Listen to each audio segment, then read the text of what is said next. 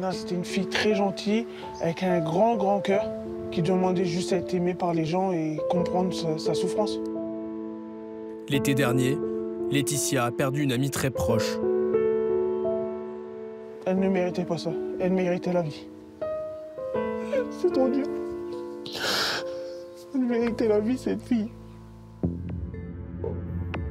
Le 8 août dernier, Lorena, 33 ans, mère de 3 enfants, a été retrouvée morte dans son lit, défigurée. À Lompré-les-Corsins, dans la Somme, tous les regards se tournent vers Serge, son compagnon de 44 ans. La justice le soupçonne de l'avoir battu à mort. Mais ce décès a aussi fait ressurgir une affaire vieille de 4 ans. L'ex-épouse de Serge, Marilyn, avait été retrouvée morte dans des conditions étrangement similaires. Une affaire classée sans suite, mais que la justice a décidé de rouvrir. Serge aurait-il donné la mort à Marilyn, puis à Lorena? Serge et Lorena ont tous deux grandi dans ce village de 1600 habitants. Le couple se forme il y a 3 ans. La jeune femme s'installe chez Serge, dans cette maison en briques rouges. Sous ce toit, ils vivent avec 4 enfants, issus d'unions précédentes. Une voisine installée dans ce quartier tranquille depuis 38 ans constate un mode de vie particulier. Je voyais bien, enfin, c'est sûr que... Bon, on entendait qu'ils faisaient la fête et tout ça. C'est sûr qu'il y avait du va-et-vient, de jeunes qui rentraient chez eux à n'importe quelle heure. La musique était vraiment très forte, hein. C'était pas... Ah oui, c'était vraiment boum boum. Hein. Sans emploi, Lorena élève seule son dernier enfant depuis que son ex-compagnon est mort de maladie quelques années plus tôt. Père de 3 enfants et veuf lui aussi, Serge enchaîne les arrêts maladie et se rend de moins en moins à l'usine où il travaille comme ouvrier. Bah, pour moi, c'était un homme qui était malheureux. Qui est tombé dans l'alcool avec elle. Et Lorena, je l'ai vue ivre-morte à 8 h du matin, quoi. C'était tout le temps. De toute façon, quand elle passait devant chez moi le soir, ce n'était que pour aller acheter de l'alcool. La vie du couple est dissolue. Et progressivement, selon certains proches, Lorena serait tombée sous l'emprise de son compagnon. Laetitia, une amie intime du couple, les côtoyait plusieurs fois par semaine. Elle n'avait pas le droit de sortir, elle n'avait pas le droit de faire ce qu'elle voulait. C'était si lui voulait qu'elle soit en mini-jupe, c'était en mini-jupe. Si lui, il fallait qu'elle aille lui chercher des clopes, il fallait qu'elle se dépêche. Elle avait pris le contrôle sur sa vie. Tiffany, une autre proche, était une invitée régulière de leur fête. En avril dernier, pendant une soirée, elle assiste à une énième dispute du couple. Lorena, en colère, serait montée dans sa chambre, avant que Serge ne la suive. Il va voir Lorena, et là, c'est là que j'ai pas compris, parce que moi j'étais en bas, des cris. Elle qui me disait « laisse-moi tranquille, et qu'il lui foutait des baffes dans la figure, je sais rien, et qu'il a tapé. Il est descendu, il est parti, il a pris ses clés de voiture, il est parti. Et c'est elle qui est descendue et qui m'a dit « c'est bon, j'en ai ras-le-bol, j'appelle les gendarmes ». Elle était comment à ce moment-là? Elle avait un bleu là. Mais je vous jure, un bleu là, et ouvert ici. Là. Ouvert? Ben ouvert, c'était un coup ou quoi, mais ouvert là. Serge est placé en cellule de dégrisement. Jugé en comparution immédiate, il est condamné pour violence conjugale et écope de 180 € d'amende. Mais le couple se reforme dès le lendemain. Et la condamnation de Serge ne l'aurait pas arrêté. 3 mois plus tard, Laetitia, la confidente de Lorena, reçoit un appel de détresse. Je l'ai eu au téléphone, je l'ai eu en pleurs. Donc je vais la voir, elle est en pleurs dans le lit. Je lui demande qu'est-ce qui s'est passé. Elle m'a dit on s'est embrouillé, il m'a mis une claque. De là, elle me dit attends, j'ai autre chose à te faire voir. Elle enlève son maquillage et elle me fait voir ses bleus à ses yeux. J'ai halluciné. Et moi, la seule phrase qui me restera en tête, c'est « il va finir par me tuer ».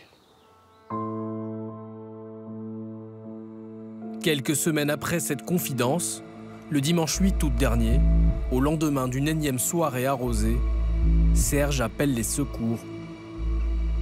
Les gendarmes arrivent sur les lieux et trouvent le corps sans vie de Lorena dans son lit.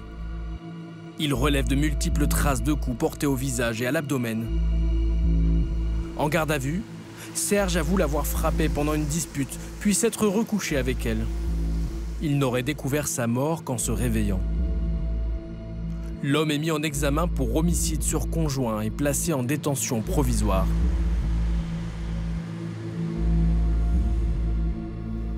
Pour l'avocat Guillaume Demarque, qui représente la mère de Lorena, ce drame était prévisible. La maman de Lorena est évidemment effondrée et elle explique que c'était la chronique d'un drame annoncé. C'est-à-dire que ça fait des mois et des mois qu'elle sentait sa fille sous l'emprise de ce monsieur, qu'elle sentait que la violence était présente au quotidien et qu'elle avait indiqué que ça devait forcément mal se finir si ça ne s'arrêtait pas. Depuis qu'il est en détention, Serge clame son innocence. S'il reconnaît une dispute et un échange de coups la veille du drame, il assure que ces coups étaient trop faibles pour avoir tué Lorena. Alain, son père, lui a rendu visite au parloir à 2 reprises. Serge lui a affirmé que Lorena aurait été victime d'un autre homme, car elle aurait quitté le domicile au cours de la nuit pendant au moins 5 heures. Quand elle est rentrée, d'après mon fils, elle lui aurait dit mais t'as vu ce qu'on m'a fait? Et Serge m'a dit qu'il avait constaté qu'elle avait des tuméfiés au visage. Alors, je me suis posé des questions à ce sujet-là, mais je dis pourquoi tu lui as pas demandé qui lui avait fait ça? C'est la question qu'on pose normalement. Il m'a dit oui, mais voilà, j'étais. Elle m'avait réveillé, j'étais un peu endormi, j'avais encore un peu d'alcool, effectivement. Alors donc, j'y ai pas pensé. Selon nos informations, une personne a été placée en garde à vue. Un homme d'une 50aine d'années est proche de Lorena. Il a été libéré sans aucune charge contre lui. Serge est aujourd'hui mis en examen pour homicide volontaire sur conjoint. Et le décès de Lorena a amené la justice à rouvrir un vieux dossier. Celui de la mort de l'ex-femme de Serge, Marilyn, décédée il y a 4 ans dans la même maison, dans des circonstances quasiment identiques. Le couple s'est rencontré en 2008 via un site internet. Marilyn était professeure des écoles. Elle a cessé son activité pour venir s'installer chez Serge. Après la naissance de leurs 2 enfants et 8 ans de vie commune, ils se sont mariés. Une cérémonie aux allures gothiques, thème qu'affectionnait Marilyn. Une famille discrète et sans histoire, comme en témoigne leur voisine.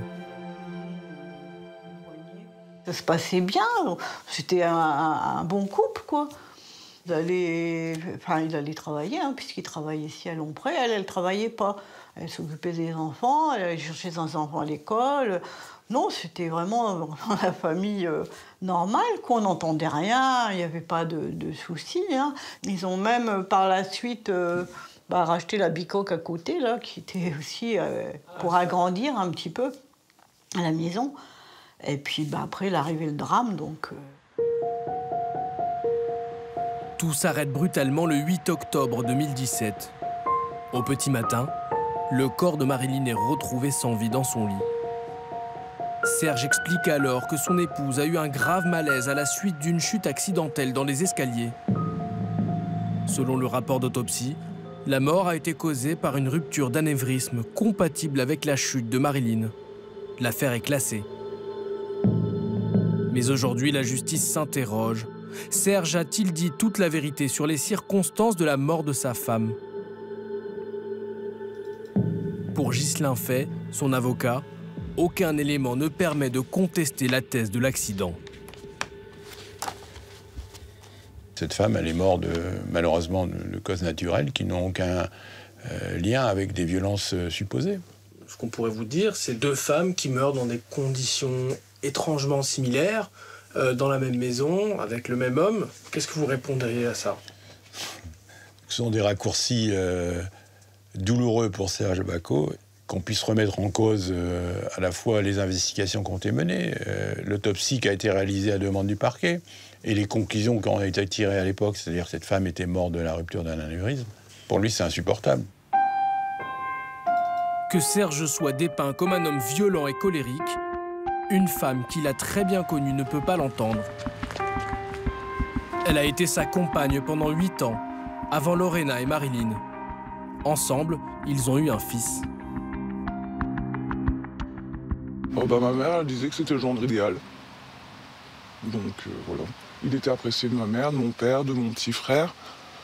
Vraiment, c'était la personne qui se lève, moi je travaillais pas à cette époque-là, j'étais encore étudiante, qui se lève pour aller gagner de l'argent, pour subvenir aux besoins de sa famille, c'était vraiment classique, enfin rien de particulier. Est-ce qu'il a déjà manifesté de la violence envers vous? Jamais. En 8 ans de temps, il m'a jamais, ne serait-ce que crié dessus. Et quand on arrivait à, on va dire, être en désaccord, parce que je vous dis, jamais de dispute.